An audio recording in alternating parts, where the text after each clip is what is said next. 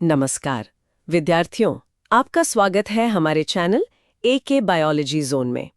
आज हम चर्चा करेंगे bryophyta master notes, Riccia, Marchantia और पेलिया के अंतर्गत व्यापक संरचना और जीवन चक्र विश्लेषण। बहुत बहुत धन्यवाद। आज का हमारा ये जो सफर है ना, ये सचमुच बहुत अद्भुत होने वाला है। हम इतिहास के उन पन्नों को पलटने जा रहे हैं जो करोड़ों साल पुराने हैं। बिल्कुल, और इसे समझने के लिए जरा एक पल के लिए कल्पना कीजिए। एक ऐसी प्राचीन दुनिया जहां धरती पर मीलों तक सिर्फ बंजर चट्टानें और धूल थी।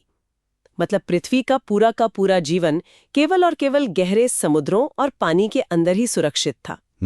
सही कहा। फिर एक दिन कोई जीव पहली बार उस सुरक्षित पानी से बाहर निकलकर सूखी कठोर जमीन पर अपना कदम रखता है।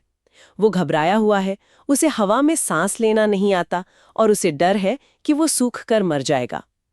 आज हम जानवरों की नहीं, बल्कि पादप जगत के उन पहले अग्रदूतों यानी पायनियर्स की बात कर रहे हैं जिन्होंने ये दुस्साहस किया। ये एक बहुत ही सटीक और शक्तिशाली चित्र है जो आपने प्रस्तुत किया।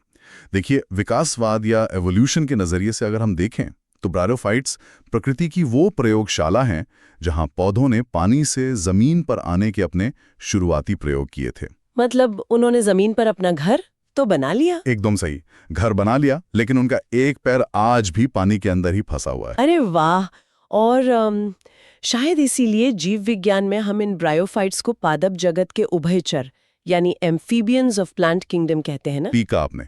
और ये नाम केवल एक उपमा नहीं है, मतलब इसके पीछे एक बहुत ही ठोस वैज्ञानिक तंत्र काम कर रहा है। सोचिए कि एक मेंढक जो कि एक उभयचर है, वो जमीन पर खुशी खुशी रह सकता है। वो कीड़े खा सकता है, कूद सकता है, लेकिन जब बात अपनी अगली पीढ़ी को जन्म देने की आती है तो क्या वो इसे सूखी जमीन पर कर सकता है? नहीं, बिल्कुल नहीं। उसे हर हाल में पानी में वापस जाना ही पड़ता है, क्योंकि उसके अंडे सूख जाएंगे। पर अपना जीवन बिताते हैं। लेकिन जब प्रजनन का समय आता है ना, हाँ, तो इनके नर युग्मक, जिन्हें हम स्पर्म या पुंमणु कहते हैं, उन्हें तैरकर मादा युग्मक यानी अंडे तक पहुंचना होता है। अच्छा, तो वे हवा में उड़कर नहीं जा सकते? बिल्कुल नहीं। उन्हें तैरने के लिए पानी की एक पतली फिल्म या परत की नितांत आवश्यकता होती है।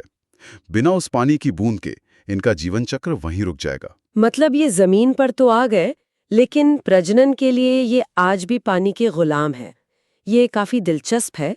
और एक और बात जो मुझे बहुत हैरान करती है, मैंने पढ़ा है कि इन पौधों में कोई संवहनी ऊतक यानी वैस्कुलर टिश्यू नहीं होते। जी हाँ। मतलब जाइलम और फ्लोएम पूरी तरह से अनुपस्थित हैं। देखिए, इस बात की गहराई को समझना बहुत जरूरी है। जाइलम और फ्लोएम किसी भी पौधे के लिए क्या हैं? अगर मैं इसे एक शहर के रूप में देखूं, तो ये हमारे घरों की पानी की पाइपलाइन और भोजन पहुंचाने वाले डिलीवरी नेटवर्क की तरह है। सटीक उपमा। अब सोचिए कि किसी शहर में कोई पाइपलाइन ही ना हो, तो अब पानी को बहुमंजिला इमारतों की छत तक कैसे पहुंचाएंगे? नहीं पहुंचा सकते। आपको जमीन के स्तर पर ही रहना होगा, जहां पानी आसानी से बाल्टियों से इधर उधर किया जा सके। बिल्कुल। तो इसीलिए ब्रायोफाइट्स कभी विशालकाय पेड़ों की तरह ऊंचे नहीं हो पाते। यही इसका मूल कारण है। गुरुत्वाकर्षण के खिलाफ पानी को 10 या 100 फीट ऊपर खींचने के लिए एक मजबूत प्लम्बिंग सिस्टम यानी जाइलम चाहिए, जो कि इनके पास नहीं है। हाँ, ब्रायोफाइट्स के पास वो नहीं है, इसलिए वे जमीन पर एक कालीन की तरह बिछे रहते हैं। वे अपने हर एक सेल के माध्यम से सीधे वातावरण से नमी सोखते हैं। जरा रुकिए, इससे पहले कि हम आगे बढ़ें और इनके वर्गीकरण पर बात करें, यहाँ एक तकनीकी शब्द बार बार आ रहा है, युग्मकोद्भिद या कैमेटोफाइट। बहुत महत्वपूर्ण शब्द है। कहा जाता है कि ब्रायोफाइट्स की मुख्य अवस्था गेमीटोफाइट होती है और ये अगुणित यानी हैप्लॉइड है। एक सामान्य श्रोता के लिए जो बॉटनी का विशेषज्ञ नहीं है, क्या आप इसे थोड़ा सरल कर सकते हैं? क्या गेमीटोफाइट और स्पोरोफाइट मतलब बीजाणुद्भिद दो अलग-अलग पौधे हैं? हाँ, ये एक बहुत ही शानदार सवाल है और कई लोग यहीं उलझ जाते हैं। देखिए, इसे ऐसे समझते हैं, क्या ये कैटरपिलर और तितली की तरह एक ही जीव के दो रूप हैं? हाँ, कैटरपिलर और तितली वाली तुलना यहाँ बहुत अच्छे से काम आती है, लेकिन एक छोटे से बदलाव के साथ। पौधों के जीवन में एक चक्र होता है जिसे हम पीढ़ी एकांतरण या ऑल्टरनेशन ऑफ जेनरेशंस कहते हैं। मतलब एक पीढ़ी कुछ और है और अगली पीढ़ी कुछ और। बिल्कुल। मान लीजिए एक इंसान है, वो गेमीटोफाइट है, जिसका काम केवल युग्मक यानी गैमीट्स बनाना है। अच्छा। जब वे युग्मक मिलते हैं तो जो बच्चा पैदा होता है वो इंसान जैसा नहीं दिखता, बल्कि वो एक बिल्कुल अलग जीव बन जाता है जिसे हम स्पोरोफाइट कहते हैं। अरे वाह, तो वे वापस पहले वाले इंसान यानी गैमेटोफाइट की तरह दिखते हैं। ब्रायोफाइट्स में जो हरा प्रकाश संश्लेषण करने वाला जमीन पर बिछा हुआ पौधा हम अपनी आंखों से देखते हैं ना, जी, वो गैमेटोफाइट है। यही वो मुख्य घर है जिस पर पूरा जीवन निर्भर करता है। ये तो विज्ञान कथाओं जैसा लगता है कि आप एक पौधे को देखें और उसकी अगली पीढ़ी बिल्कुल ही अलग रूप ले ले। अब जब हम इस कैटरपिलर तितली वाले जादू को समझ गए हैं तो आइए इनके परिवार के पेड़ को देखते हैं। बिल्कुल, चलिए आगे बढ़ते हैं। ब्रायोफाइटा को मुख्य रूप से 3 वर्गों में बांटा गया है। हेपेटेकॉप्सिडा यानी लिवरवर्ट्स, एंथोसिरोटॉप्सिडा यानी हॉर्नवर्ट्स और ब्रायोप्सिडा यानी मॉस। हमारी आज की पूरी गहन चर्चा का केंद्र पहला वर्ग है, हेपेटेकॉप्सिडा। जिन्हें हम आम बोलचाल में लिवरवर्ट्स कहते हैं। आपको पता है इन्हें ये अजीब सा नाम क्यों मिला? नहीं, मैं सोच ही रही थी कि लिवर से पौधों का क्या लेना देना। देखिए, सदियों पहले जब चिकित्सा विज्ञान अपने शुरुआती दौर में था, लोगों का मानना था कि अगर किसी पौधे की शक्ल शरीर के किसी अंग जैसी है तो वो उस अंग की बीमारियों को ठीक कर सकता है। सच में? ये तो बड़ा अजीब है। हाँ, इन पौधों का आकार इंसान के लिवर के लोब्स जैसा दिखता था, इसलिए इसका नाम लिवरवर्ट पड़ गया। बहुत दिलचस्प। और इसी लिवरवर्ट परिवार के 3 मुख्य नायक आज हमारे फोकस में हैं, रिक्सिया, मार्केंशिया और पेलिया। विकासवाद की इस सीढ़ी को समझने के लिए हम सबसे सरल रूप से शुरुआत करेंगे रिक्सिया। हाँ, रिक्सिया इस परिवार का सबसे बुनियादी सदस्य है। अगर हम इसकी बाह्य संरचना की बात करें तो ये थैलस के रूप में होता है। थैलस मतलब? थैलस का मतलब है एक ऐसा पौधा जिसमें जड़, तना और पत्तियां अलग-अलग नहीं पहचानी जा सकती। ये बिल्कुल चपटा होता है। हाँ, जैसे किसी ने हरे रंग के रिबन को जमीन पर चिपका दिया हो। बिल्कुल ऐसा ही। इसे पृष्ठाधर या डॉर्सिवेंट्रल कहते हैं। मतलब इसकी एक ऊपरी पीठ यानी डॉर्सल साइड और एक निचला पेट यानी वेंट्रल साइड है। ये द्विभाजी शाखाओं में बंटता है, बिल्कुल अंग्रेजी के वाई अक्षर की तरह। सही कहा। और जमीन से जुड़े रहने के लिए इसमें असली जड़ें नहीं होती, बल्कि धागे जैसी संरचनाएं होती हैं जिन्हें मूलाभास या राइजॉइड्स कहते हैं। बाहर से देखने पर यह जितना सरल और साधारण लगता है ना, जब आप रिक्सिया के थैलस को ब्लेड से काटकर सूक्ष्मदर्शी के नीचे रखते हैं तब असली इंजीनियरिंग नजर आती है। इसकी आंतरिक संरचना को देखकर मुझे एक 2 मंजिला कारखाने की याद आती है। मुझे बताइएगा कि ये तुलना कितनी सही है। बताइए। इसका जो ऊपरी भाग है वो बिल्कुल उस कारखाने की छत की तरह है, जहां कतारों में बहुत सारे सोलर पैनल लगे हुए हैं। ये हरा भाग है जिसे स्वांगीकरण क्षेत्र या एसिमिलेशन जोन कहते हैं। यहाँ खड़ी कोशिकाओं की कतारें होती हैं जो सीधे धूप को सोखती हैं और प्रकाश संश्लेषण के माध्यम से पौधे के लिए भोजन बनाती हैं। आपकी उपमा एकदम सटीक है।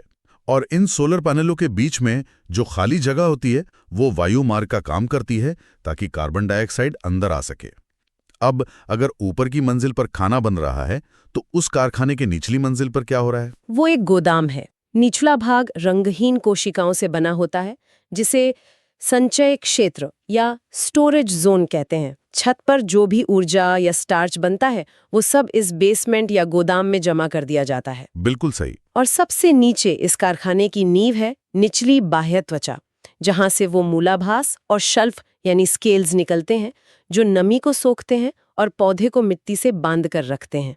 देखिए, एक छोटे से पौधे ने अपने संसाधनों का कितना बेहतरीन बंटवारा किया है। अब अगर रिक्सिया के प्रजनन तंत्र को देखें तो ये भी इसकी सरलता की गवाही देता है। इसका लैंगिक प्रजनन अंडयुग्मकी यानी oogamous प्रकार का होता है। इसे अगर मैं आसान भाषा में कहूं तो ये एक महल की महारानी और उसके शूरवीरों जैसी कहानी है। अच्छा, कैसे? महारानी यानी अंडा बहुत बड़ी है और वो अपनी जगह से हिल नहीं सकती। वो स्त्रीधानी यानी आर्किगोनिया के अंदर सुरक्षित बैठी रहती है। दूसरी ओर शूरवीर यानी पुंमणु बहुत छोटे, चुस्त और तैरने में माहिर होते हैं, जो पुंधानी यानी एंथेरिडिया से निकलते हैं और पानी के रास्ते तैरकर महारानी तक पहुंचते हैं। बहुत खूब। और निषेचन के बाद जो नया रूप बनता है, याद ना, वो हमारा तितली वाला रूप जिसे हम बीजाणुद्भिद या स्पोरोफाइट कहते हैं, वो रिक्सिया में सबसे ज्यादा हैरान करने वाला है। कैसे? हैरान करने वाला क्यों? क्योंकि रिक्सिया का स्पोरोफाइट पूरे पादप जगत में सबसे सरल माना जाता है। एक विकसित पौधे में स्पोरोफाइट के 3 हिस्से होते हैं, पाद यानी फुट, सीटा और कैप्सूल। अच्छा। लेकिन रिक्सिया ने सब कुछ हटा दिया है। इसके पास केवल एक गोल कैप्सूल है जिसके अंदर बीजाणु यानी स्पोर्स बनते हैं, और ये कैप्सूल कहीं बाहर हवा में नहीं लटकता। तो कहाँ रहता है? यह उस मात्र पौधे यानी गेमिटोफाइट के ऊतकों के अंदर ही गहराई में धंसा रहता है। ये अपना खुद का खाना नहीं बना सकता, इसलिए ये पूरी तरह से अपनी मां पर परजीवी की तरह निर्भर रहता है। वाह, रिक्शिया ने अपनी ऊर्जा बचाने के लिए चीजों को एकदम न्यूनतम रखा है। मिनिमलिज्म का असली उदाहरण। बिल्कुल। लेकिन अब मुझे एक बात खटक रही है। अगर रिक्शिया इतनी सरलता से जीवित रह पा रहा था बिना किसी खास संरचना के, तो फिर हमारे दूसरे नायक मार्केंशिया ने खुद को इतना जटिल क्यों बनाया? प्रकृति कभी बेवजह कोई काम नहीं करती। सही बात है। तो मार्केंशिया को अपने थैलस के अंदर वायु प्रकोष्ठ या एयर चेम्बर्स विकसित करने की क्या जरूरत पड़ गई? ये एक बहुत ही बेहतरीन सवाल है जो हमें सीधे विकासवाद के दबावों की ओर ले जाता है। देखिए, रिक्सिया छोटा था, संकरा था, गैसों का आदान प्रदान उसकी सतह से आसानी से हो जाता था। लेकिन मार्केंशिया ने सोचा, अगर मुझे ज्यादा धूप चाहिए तो मुझे अपने थैलस को बड़ा और चौड़ा करना होगा। जैसे ही वो चौड़ा और मोटा हुआ, एक नई समस्या खड़ी हो गई। दम घुटने की समस्या? मतलब गैसें अंदर तक नहीं पहुंच पा रही होंगी। ठीक पहचाना। आयतन यानी वॉल्यूम बढ़ गया, लेकिन सतह का क्षेत्र यानी सरफेस एरिया उस अनुपात में नहीं बढ़ा। इसलिए प्रकाश संश्लेषण को सुचारू रूप से चलाने के लिए गैसों का अंदर जाना जरूरी था। अच्छा, तो उसने क्या किया? मार्केंशिया ने अपनी ऊपरी सतह के ठीक नीचे वायु प्रकोष्ठ विकसित कर लिए। ये छोटे छोटे कमरे हैं जो ऊपरी सतह पर मौजूद एक विशेष छिद्र के माध्यम से बाहर की हवा से जुड़ते हैं। ये एक बेहद उन्नत वेंटिलेशन सिस्टम है। ये तो वाकई इंजीनियरिंग का एक अलग स्तर है।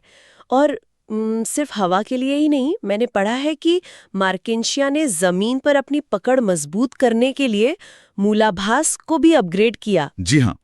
रिक्सिया में सिर्फ एक तरह के मूलाभास थे, लेकिन मार्केंशिया में 2 प्रकार के होते हैं, चिकने यानी स्मूथ और गुलिकामय यानी ट्यूबरकुलेट। हाँ, चिकने मूलाभास एक लंगर की तरह पौधे को मिट्टी में बांधे रखते हैं, जबकि गुलिकामय मूलाभास के अंदर छोटे छोटे खूंटे जैसे उभार होते हैं जो केशिकत्व या कैपिलरी एक्शन के जरिए मिट्टी से पानी को सोखकर ऊपर लाते हैं। और एक चीज जो मार्केंशिया को सबसे अलग और आकर्षक बनाती है वो है इसका वानस्पतिक प्रजनन यानी वेजिटेटिव रिप्रोडक्शन का तरीका। मैं बात कर रही हूँ जेमा कप्स की। अरे हाँ, जेमा कप्स। जब मैंने पहली बार इनके बारे में पढ़ा तो मुझे विश्वास ही नहीं हुआ। ये थैलस की ऊपरी सतह पर बनी छोटी छोटी प्यालियों जैसी संरचनाएं होती हैं और इनके अंदर जेमा नाम के छोटे छोटी मुकुल या बड्स होते हैं। और क्या आप जानती हैं कि ये काम कैसे करते हैं? यहाँ थोड़ी भौतिकी शामिल है। भौतिकी? पौधों में? बिल्कुल। मार्केंशिया जानता है कि पानी उसका दोस्त है। जब बारिश की एक बूंद आसमान से गिरकर सीधे इस जेमा कप में टकराती है तो बूंद की गतिज ऊर्जा यानी काइनेटिक एनर्जी एक स्प्लैश इफेक्ट पैदा करती है। अच्छा, मतलब प्याली में मौजूद वो छोटे जेमा एक झटके से उछलकर कई फीट दूर जाकर गिरते हैं। एकदम सही। और जहां भी वे गिरते हैं, अगर वहां नमी है तो वे अंकुरित होकर एक बिल्कुल नया मार्केंशिया पौधा बना देते हैं। अरे वाह! बिना किसी नर मादा के मिलन के। ये अपनी क्लोन आर्मी तैयार करने का सबसे तेज तरीका है। ये तो कमाल है। लेकिन जब बात लैंगिक प्रजनन की आती है तो मार्केंशिया ने रिक्सिया की तरह अपने अंगों को थैलस के अंदर छुपाकर नहीं रखा। नहीं, बिल्कुल नहीं। इसने अपने अंगों को हवा में ऊपर उठा दिया है, बिल्कुल छोटे छोटे छतरियों की तरह। नर अंग को पुंधानीधर कहते हैं, जो एक चपटे छाते जैसा दिखता है जिस पर पुंधानी होते हैं। और मादा अंग को स्त्रीधानीधर कहते हैं, जिसकी छतरी से नीचे की तरफ उंगलियां लटकी होती हैं और इसमें स्त्रीधानी होते हैं। लेकिन ऐसा क्यों? इन्हें हवा में इतना ऊपर क्यों उठाया गया? इसका जवाब उन बीजाणुओं में छिपा है जो निषेचन के बाद बनेंगे। देखिए, रिक्सिया जमीन से चिपका था, उसके बीजाणु मिट्टी में ही गिरकर रह जाते थे। हाँ। मार्केंशिया अपने अंगों को हवा में उठाता है ताकि जब मादा अंग के अंदर स्पोरोफाइट विकसित हो और बीजाणु बाहर निकलें तो हवा के झोंके उन्हें पकड़ लें और दूर दूर तक फैला दें। ऊंचाई का मतलब है बेहतर वितरण। और इसका स्पोरोफाइट भी तो बहुत जटिल हो गया है ना? हाँ जी। रिक्सिया में हमने देखा था कि स्पोरोफाइट में सिर्फ एक गोल कैप्सूल था, लेकिन मार्केंशिया में यह पूरी तरह से विकसित हो चुका है। इसके 3 स्पष्ट भाग हैं। कौन कौन से? पहला है पाद या फुट, जो मादा पौधे के उत्कों में लंगर डालता है और एक मुंह की तरह मां से पोषण चूसता है। दूसरा है सीटा, जो एक लंबे डंठल या स्प्रिंग की तरह काम करता है। और तीसरा है कैप्सूल, जो एक नर्सरी है जहां बीजाणु बनते हैं।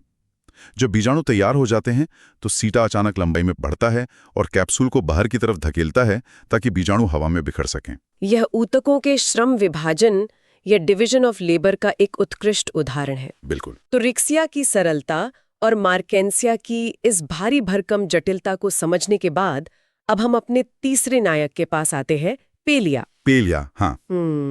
जब मैं पेलिया के बारे में पढ़ती हूँ तो मुझे लगता है कि ये कोई मध्यम मार्ग अपनाने वाला पौधा है, एक मध्यवर्ती कड़ी या इंटरमीडिएट फॉर्म, क्योंकि बाहर से देखने पर इसका थैलिस एकदम रिक्सिया की तरह सरल और रिबन जैसा दिखता है। ये सच है, पेलिया मार्केंशिया जितना दिखावटी नहीं है। और जो सबसे बड़ा अंतर है, जिसने वैज्ञानिकों को भी चौंका दिया था, वो ये है कि पेलिया के थैलिस में वायु प्रकोष्ठ बिल्कुल नहीं होते हैं। इसकी आंतरिक संरचना एक ठोस ऊतक की तरह है। जरा रुकिए, अभी हमने बात की थी कि मार्केंशिया ने सांस लेने के लिए इतनी मेहनत से वेंटिलेशन सिस्टम बनाया। हाँ, बनाया था। तो पेलिया ने उसे वापस क्यों छोड़ दिया? अगर पेलिया एक उन्नत पौधा है तो इसने पीछे की तरफ कदम क्यों बढ़ाया? वायु प्रकोष्ठ कहाँ गए? ये प्रकृति की सबसे खूबसूरत पहेलियों में से एक है। देखिए, विकासवाद हमेशा चीजों को जटिल बनाने के बारे में नहीं होता, ये माहौल के हिसाब से ढलने के बारे में होता है। अच्छा। पेलिया मार्केंशिया की तुलना में बहुत अधिक नम, लगभग पानी से लबालब भरे वातावरण में पाया जाता है।